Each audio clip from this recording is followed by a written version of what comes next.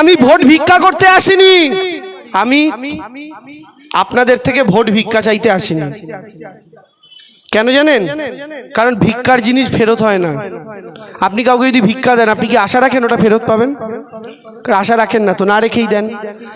তাই আমি ভোট ভিক্ষা করতে আসিনি, আমি আপনাদের থেকে ভোটটা ধার চাইতে এসেছি। কেন জানেন? কারণ ধারের জিনিস সুদ সমেত ফেরত দেওয়া যায়। আপনারা আমাকে যে ভোটটা দেবেন ওটা আমি ধার হিসাবে নিয়ে আগামী 5 বছর নিজের কাজের মাধ্যমে ওটা সুদে আসলে আপনাদেরকে মেটানোর চেষ্টা করব। সেই কারণে আমাদের স্লোগান ভিক্ষা নয় চাইছি ঋণ, জোড়া ফুলে ভোট দিন। এটা আমাদের তৃণমূল কংগ্রেসের স্লোগান যে আমরা ভিক্ষা নয় ঋণ হিসাবে চাইছি, কাজের মাধ্যমে শোধ করব। দলনেত্রী আমাকে প্রার্থী করেছেন আপনাদের তমলুকে। আমার একটা সুবিধা আছে, গোটা পশ্চিমবঙ্গে যত পার্টি এখন অবধি ক্যান্ডিডেট দিয়েছে সব পার্টি মিলিয়ে সবচেয়ে কম বয়সী প্রার্থী হচ্ছি আমি। মাত্র 28 বছর বয়সে আপনাদের প্রার্থী। আর এই 28 বছর বয়সে প্রার্থী হওয়ার একটা সুবিধা আছে। আমি শুনছি বিজেপির প্রার্থী নাকি হতে পারেন আমার উল্টো দিকে অভিজিৎ গাঙ্গুলি, বিচারপতি প্রাক্তন। তার বয়সটা হচ্ছে 62। এবার আপনারা মায়েরা দাদারা বিবেচনা করুন, লোকসভা ভোটের আগে শুধু ভোট চাইতে এলাম চলে গেলাম তো হবে না। 5টা বছর কাজ করতে হবে তো, দৌড়তে হবে তো তার জন্য। আর আপনাদের এই লোকসভাটা কত বড় জানেন? এইখানে কোলাঘাট থেকে ওইখানে হলদিয়া, নন্দীগ্রাম থেকে তমলুক, নন্দকুমার থেকে ময়না, এই ময়না থেকে মহিষাদল, এত বড় এলাকা জুড়ে তমলুক লোকসভা। এবার আমি আপনাদের জিজ্ঞেস করছি, ধরুন আমি দাঁড়ালাম, আমার উল্টো দিকে অভিজিৎ গাঙ্গুলি দাঁড়ালো, 5টা বছর ছুটে দৌড়ে যে কাজ করতে হবে, এত বড় এলাকা জুড়ে কে ছুটতে পারবে? 62 বছরের অভিজিৎ গাঙ্গুলি না 28 বছরের দেবাংশু ভট্টাচার্য? আমি আপনাদেরকে জিজ্ঞাসা করছি। আমি ছুটতে পারি দাদা, আমি দৌড়তে পারি, ছুটতে পারি, নেত্রী আমাকে সেই কারণে পাঠিয়েছেন। আর আমার আরেকটা সুবিধা হচ্ছে মমতা ব্যানার্জি আমায় খুব ভালোবাসেন, অভিষেক দা আমায় খুব ভালোবাসেন। এই ভালোবাসাটা আমি কাজে লাগাতে চাই কোলাঘাটের জন্য, ভালোবাসাটা আমি কাজে লাগাতে চাই তমলুক লোকসভার জন্য। কিভাবে? এখানকার মানুষের যদি কোনো উন্নয়নের প্রয়োজন হয়, আমি দিদির পা ধরে যদি গিয়ে বলি দিদি আমার কোলাঘাটের জন্য এই কাজটা দরকার, অনেক লোকের আগে আমি দিদির থেকে কাজটা ছিনিয়ে আনতে পারবো আপনাদের জন্য, এই নিশ্চয়তা আমার আছে। আর বিজেপির যদি জেতান অভিজিৎ গাঙ্গুলিকে, এতদিন বসে কি করেছেন? ওই একটা চেয়ারে গিয়ে বসতেন, বসে কলম চালিয়ে চাকরি খেতেন, আর কোনো কাজ নেই। কেউ রুটি খায়, কেউ ভাত খায়, উনি চাকরি খায় নুন লেবু দিয়ে, বুঝছেন? তেলে চাকরি খেয়েছে, বহু মানুষকে বেকার করে দিয়েছে।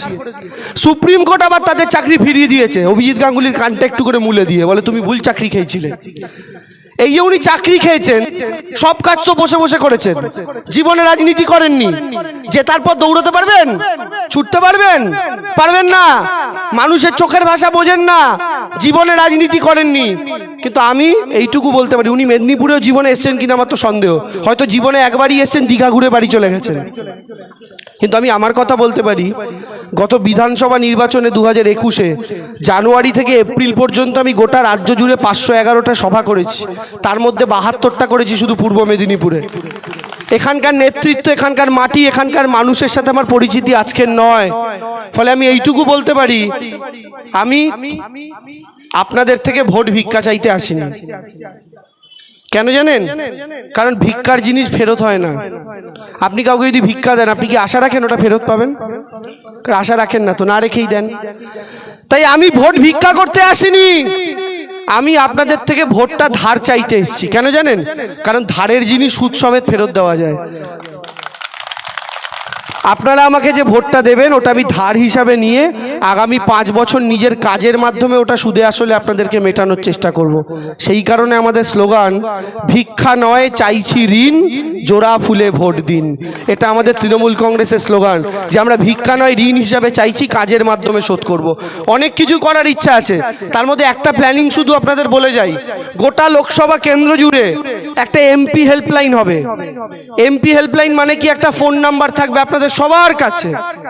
রাত্রিবেলা মাঝরাতে কেউ অসুস্থ হলো, হাসপাতালের প্রয়োজন, বেড পাচ্ছেন না, অ্যাম্বুলেন্সের দরকার, কোনো সরকারি প্রকল্পে সমস্যা হচ্ছে, কোনো জায়গায় ফর্ম ফিল আপে সমস্যা, বাড়ির এলাকায় কোনো প্রবলেম, কল খারাপ হয়ে গেছে, কোনো রকমের সমস্যা যেগুলোতে ভুগছেন, এমার্জেন্সি হেল্পলাইন হিসেবে ওই এমপি হেল্পলাইনে আপনারা ফোন করতে পারবেন, গোটা লোকসভা এলাকার মানুষ, এবং সেখান থেকে আমরা যত দ্রুত সম্ভব তার সলিউশন দেব। এটা একটা প্রাইমারি করার ইচ্ছা আছে। এছাড়াও আরও অনেক কাজ, অনেক কিছু করতে হবে, অনেক মানুষের অনেক দাবি, সেই সব কিছু আমরা টিম হিসাবে করতে চাই। এখানে পঞ্চায়েত আমাদের, এখানে বিধায়ক আমাদের, রাজ্যে সরকারটা আমাদের, এমপিও যদি আমাদের পার্টির হয়, বিজেপি ডবল ইঞ্জিন বলে, আমরা বলি 4 ডবল ইঞ্জিনে কাজ হবে। তাহলে সেই জায়গা থেকে সমর্থন করুন। আর বক্তব্য দীর্ঘায়িত করছি না মায়েরা দাদারা, শুধু আপনাদের আশীর্বাদটা চাই। এই 28 বছরের ছেলেটাকে আপনাদের সন্তান মনে করে দৌড়ানোর সুযোগ করে দেবেন, এইটুকু কামনা আপনাদের কাছে করি।